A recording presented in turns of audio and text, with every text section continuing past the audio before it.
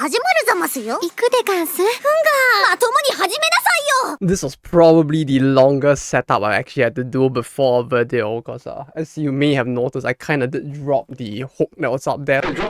So I had to dig around for one that would actually fit there. And on top of that, the whole like getting dressed, setting on the tapestry, everything took way longer than expected. But either way, I hope this video finds you well, everyone. We're back with another video about me talking about some of the Weeb events I went to. This one for spring, which is really late, considering the fact that I already did one for specifically Golden Week, which happened during spring. But I figured since there was quite a lot of stuff that I went to during that period, first with the stuff in Blue Archive Kyoto, and then all the stuff on Golden Week separately, and then I figured now we could talk about all of the other stuff that happened during that entire period. Because yeah, there really is a lot of stuff that actually went on during the period itself across the rest of the 3 months, including some of the stuff that we'll be talking about today. So the first place we're going to be talking about is the Honkai Cafe, which I went to during this period. And no, we're not talking about the one with the Zoomer Wolf and the, what you call it, Among Us reference and all of that. We're talking about the one with the Boomer Bunny and the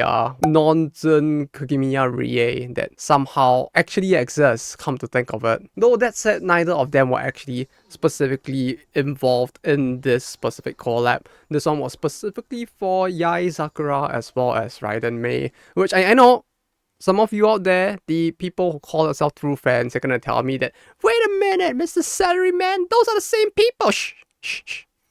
We don't talk about that.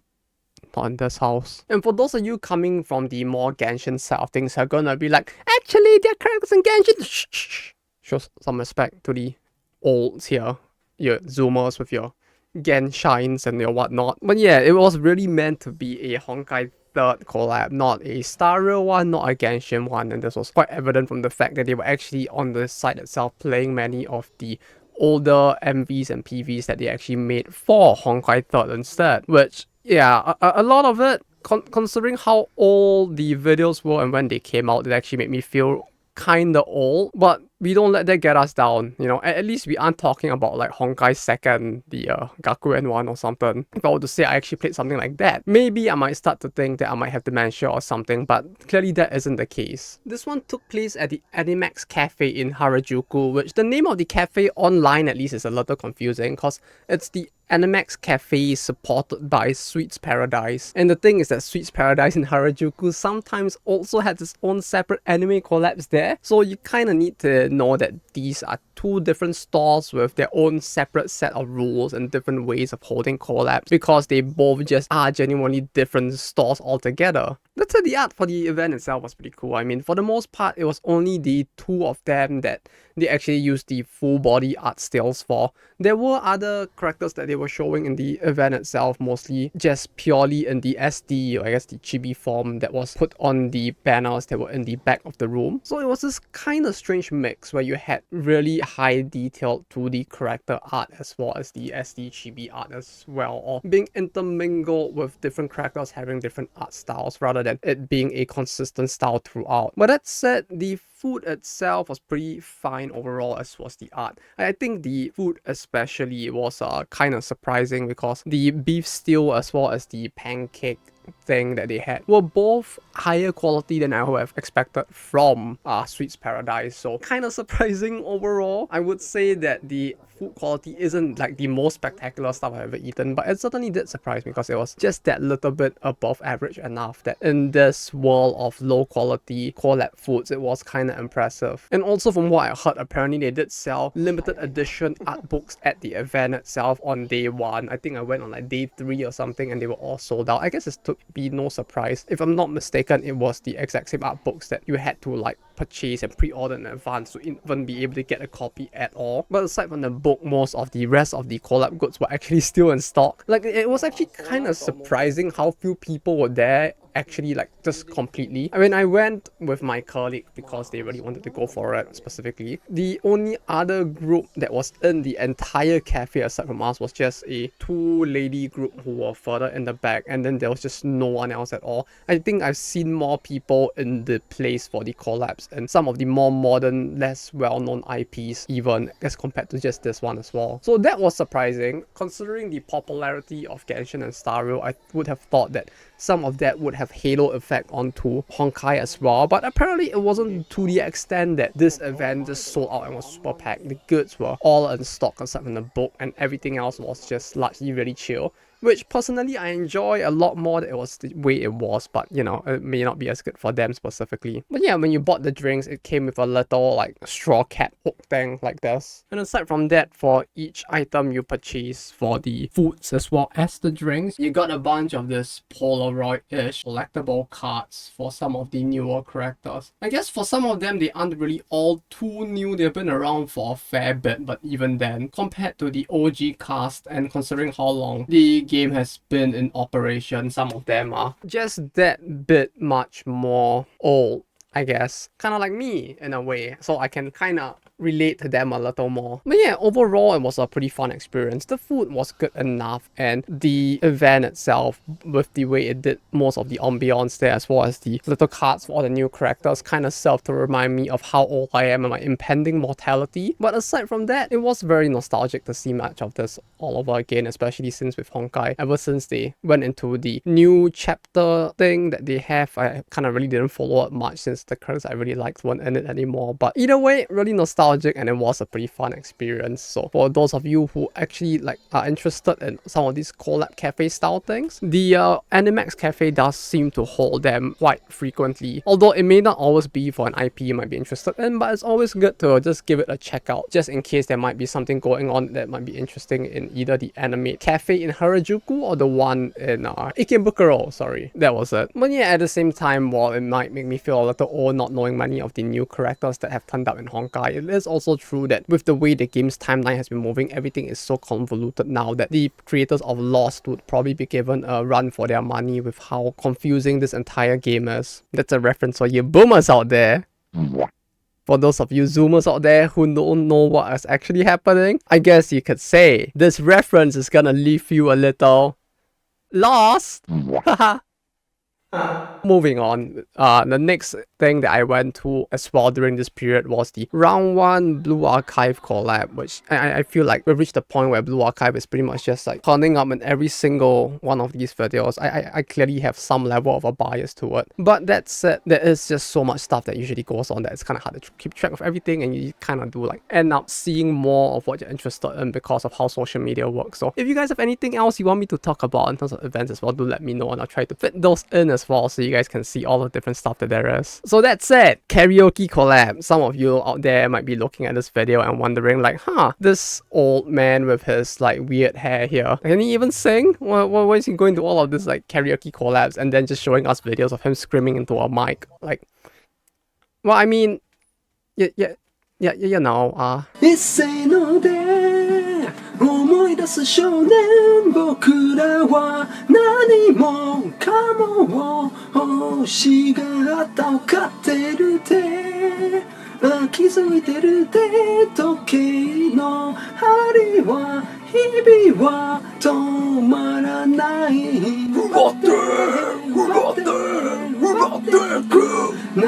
れる時々の遠くになって覚えてないこともたくさんあっただろう誰も彼も知るThat said, you know, when it came to round 1, I was kind of surprised. Initially, I used to think that round 1 was actually a Japanese brand, but apparently it's a thing in like other parts of the world as well. Like, I was actually kind of surprised about that since the name had a very Japa English vibe to it. You know, it's like, oh yeah, you know, just take the most generic English words and it's a brand. But yeah, for those of you who do not know, basically round 1 typically runs something more akin to an entertainment hub, where it's not just karaoke, but you do have stuff like bowling, pinball, darts, and all of that. The issue with all of the other stuff, well, I guess the thing with this collab is that you just really need to take part in any of the amenities, and based off the amount that you spend and how much you use the amenities, you basically got some collectible cards, and you also could purchase the goods that were connected with this in the store, kind of like with most of the other collabs across most of the other stuff in general. But obviously, you see, among all of the stuff you could do there, right, obviously we're not going to go like bowling or something. My hands are way too scrawny and out of practice and exercise in general from being overworked at work. work. And even when it comes to the stuff like darts, right? Like you can't really play darts there with like a Wii mode or a mouse. You have to physically use your hand and throw a dart. Like, come on, you know, I'm a gamer, right? Do you think my brain is able to coordinate actual physical hand-eye coordination? No, we need to give us like some sort of medium to do it through. So obviously neither of this were gonna work out really well for me. So the easiest and most chill thing we could do is go to the karaoke, because it is the thing that as an overnight guy who used to have to work a lot of overtime and miss his last train, sleeping in karaoke's is something that I got really used to. And so we have an affinity for staying there overnight, which is actually what we did for the 2 times I actually went to this karaoke. We basically just did a overnight stream with very, very horrible audio. Is it better or worse?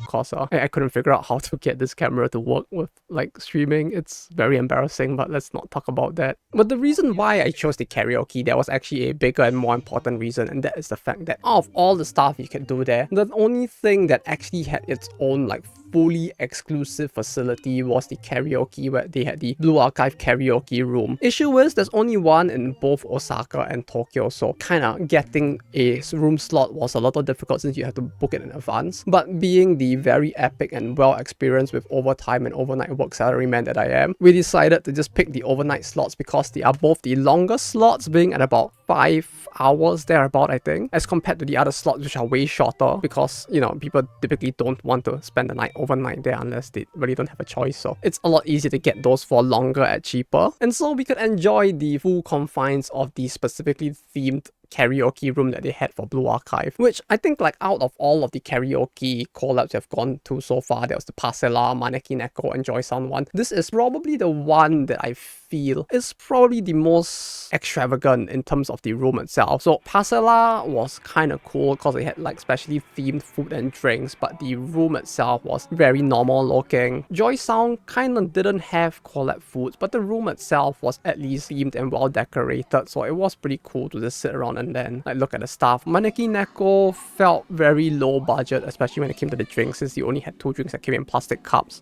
But the collab room itself was pretty fine still, and so I felt like as a collab thing, if you were there just to go into the room and take pictures, it would be still kind of fun and worth it.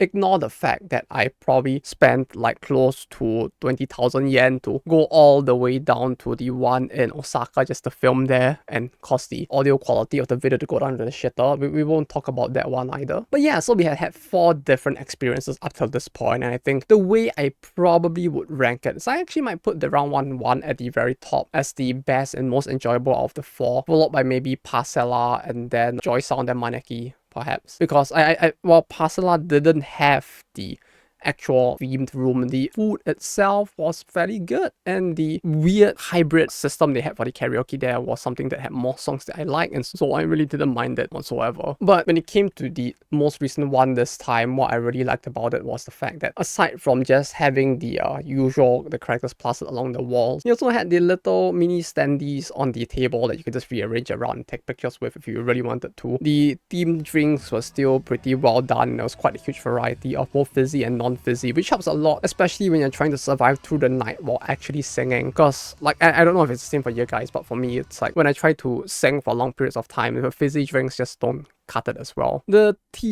television was really good as well, more so because of the fact that they didn't actually use a television screen like most of the other karaokes. Instead, what they actually did was that they had 2 projectors that would project on both the walls that were like at the L shape, like so on the wall on your left and right simultaneously if you were facing both of the walls. And the great thing about that is that basically I could stand at one of the wall, have the lyrics and the video of the karaoke song playing behind me, while also looking at the other wall and seeing the lyrics. So it actually made the whole process of like doing a karaoke stream feel a little more seamless and more entertaining. So that kind of worked out pretty well in my opinion. That and the stuff that you get there just felt a lot cooler than all of the other collabs so far. I mean, so far we talked a lot about all of the different like Polaroids and collectible cards that they had. This one had those as well, in case you're wondering. I have 2 on the wall that I actually need to go and get them down.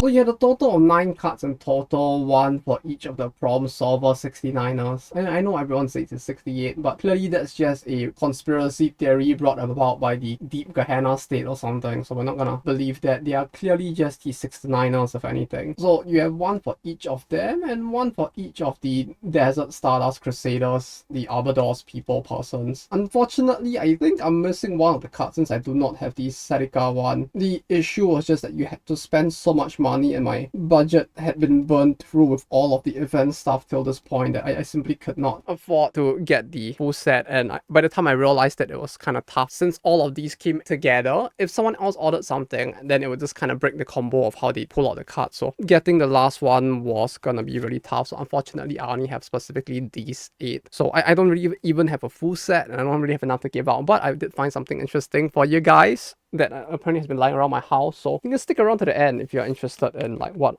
I found. But yeah, we don't really have the Sarika one, so just to quickly, like, we could just like put it here, like in the style of like how they like to do an anime where they put like the person's face in like a funeral, like a little frame or something. I don't think anyone's gonna go through the effort to do that. We're just gonna put the card over here, but who knows, right? What was a lot cooler, if anything, was the thing that I wore during the live stream as well, which is the fact that they basically gave you this really big button, and like I'm not kidding, like this is a really big actual like pin button with a actual frame like hook as well, so you could display it like this or try to very deftly pull this up and hopefully not wound yourself in the process of doing whatever it is I'm trying to do right now. So if I like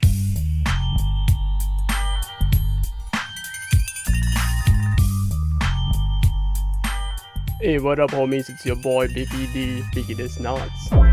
Got him. But yeah, overall the stuff that they gave out with this were actually quite different. Like you had these figures, I guess not exactly a figure, but more like a stand that you could set up and display, which is made of a waterproof material that isn't acrylic. Feels a little cheap, these ones, but apparently what they basically did for this collab was that they basically had 2 different separate periods where depending on the drink that you purchase, you would basically get a randomized item. And with the first half, you got this stand, not exactly paper thing, which is a little lame. You can't really do very much with it. But when it came to the second half, like I guess in order to ensure that people actually came to the thing, even though the period was really long, they actually gave out something different for every drink you bought in the second half. And I actually like the stuff from the second half better, to be honest. Like you actually got this hard plastic coaster, and when I say hard plastic, I really do mean it. Like the art piece itself is actually embedded in the middle of the entire coaster, so you don't really have to even worry about it potentially getting scratched. The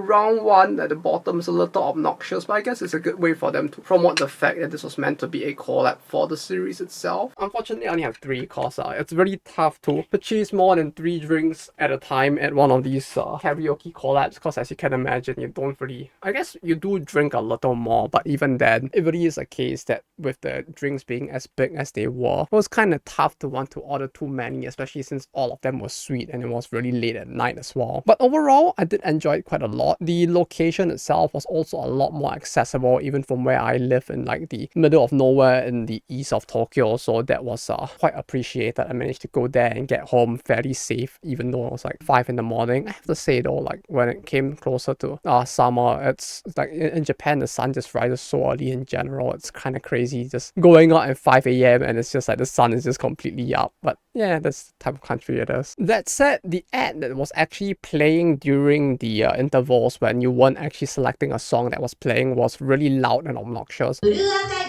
The Animation Round 1 Collab Campaign 開催中! I think it was actually on a completely different volume setting than the music itself. So every time I like finish a song, I didn't have another song input, I would just go back to the Blue Archive ad and it would just like fucking blast my ears at like 3 to 4 times the actual volume of the songs themselves. It really feels like the kind of thing that the noise marines of Slanesh would really enjoy. And so I won't really be too harsh on it in case they actually end up being real and come knocking on my door. Kind of pissed that I just like made fun of their little like loud noises and shit. So we'll just move on for now.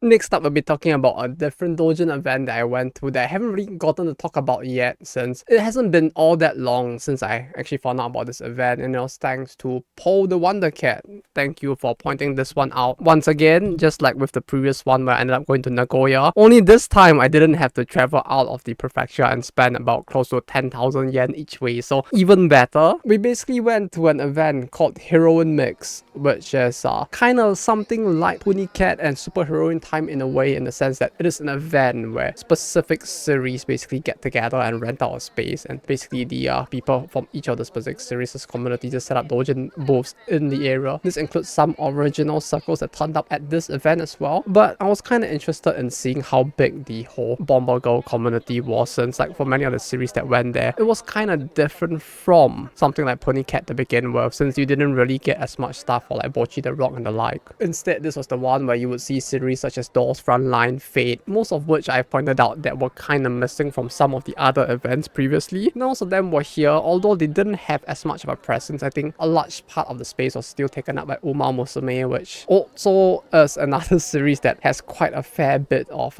people creating content for it, in spite of the fact that, especially for Uma Musume, there tend to be much stricter guidelines regarding the type of fan content you can make. So once again, I said it in the Comitia video, I'll say it now, it's impressive to see that the community is as vibrant as it is. But that said, I went there also to take a look at the Bomber Girl stuff, and in spite of the fact that Konami tends to treat the fan base for it you know, not the best. Konami does seem to have an issue with like treating people well in general, but putting all of that aside, the community itself seemed to be fairly strong. I think like compared to the time I went to in Nagoya, there were definitely more circles for the series this time instead. Although to be fair, Tokyo is a much bigger place with more people living here, so it is to be expected that more people would be attending the event. Although in a way, compared to the time I went to it in Nagoya, it really did feel like there just was a very big difference in the type of community that was there. Because with Nagoya, it really was a case that you kind of had an event where people felt more communal,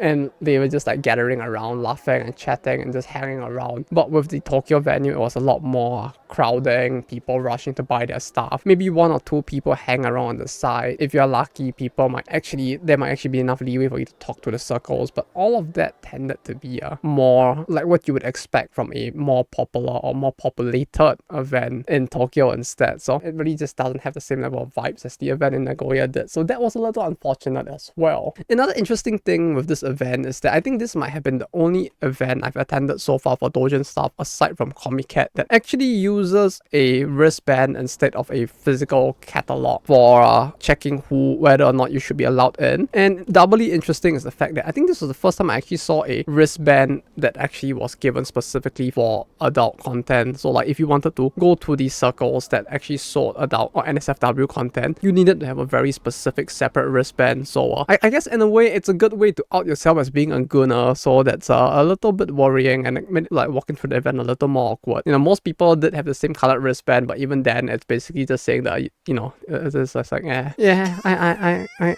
came here for the loot too.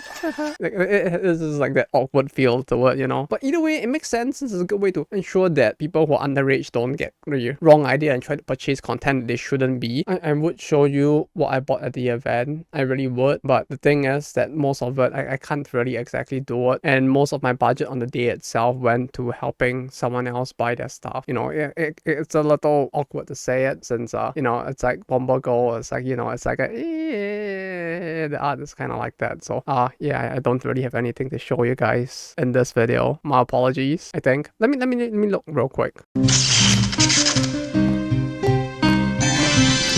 Yeah, no, not this time. But that said, this is an event that does include quite a few series that weren't really included in most of the events I talked about previously, aside for Comiket. So I'll put a list over here of some of the series that you can find at the event. Just note that this event takes place about 1 week before Golden Week. So if you're planning to come to Japan during the period of like Golden Week and maybe a little bit before or after, this is an event you could consider if you're interested in any of the following series. But you know what's an event that I did buy stuff at? The next next event we're going to be talking about, which is one that we kind of did talk about before in the past. So I kind of just wanted to leave it to the end of the video so we can just end off on a chill note or something that I've been to before. But in a way, the event is kind of slightly different this time around because of the change in scale. And so I thought it'd be interesting to talk about it because this is an event that I personally do enjoy visiting quite a lot, which is Comitia. I know I've talked about this like maybe twice, once in its own exclusive video before. For those of you who do not know what it is, it's basically an event where people are only allowed to bring original works to the Doujin event. So no parodies of an existing series. You can't have your Goku meets Dora the Explorer or whatnot in this event. All OC characters do not steal only. So this time Comitia 149, what did make it interesting was the fact that the event actually got even bigger than before. So usually the event only takes up 3 of the East halls in Big Side, wherein you would have all of the booths for all the people who are attending, and then the publisher booths where the publishing companies like your actual manga publications would go in, set up, and